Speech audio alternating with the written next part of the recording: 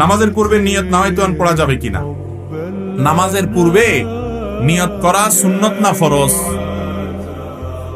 জানেন না আপনারা? নামাজের আগে নিয়ত করাটা এটা কি সুন্নত না ফরজ? ফরজ।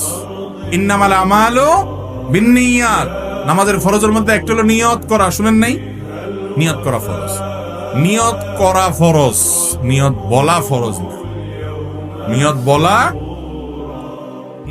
বলা মুখ দিয়া হয়, আর নিয়ত করাটা মন দিয়া।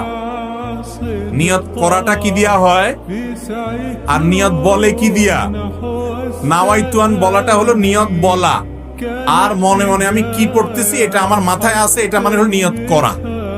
অনেক সময় বলে না যে আগামী বছর হজে যাওয়ার নিয়ত করছি, এর মানে সে বলছে নাওয়াইতু আনা রফিল হজ।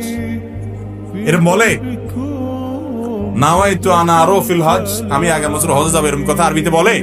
কিন্তু তারপরও বলে আমার হজে যাওয়ার নিয়ত। একজন যাইতেছে রাস্তা দিয়ে, কেউ কোন দিকে ছুটছেন, কই যাইতেছেন? বলে যে ভাই বাজারে যাওয়ার নিয়ত করছিলাম। সে কি নাওয়াইতুন পড়ে আসছিল? তার মানে কি তার মনে বাজারে যাওয়ার ইচ্ছা? নিয়ত মানে ইচ্ছা। নিয়ত মানে কি ভাই? আপনি কি ইবাদত করতেছেন, সেই ইচ্ছা, সেই ইন্টেনশন, সেই চিন্তা আপনার মাথায় থাকলে নিয়ত হয়ে গেছে।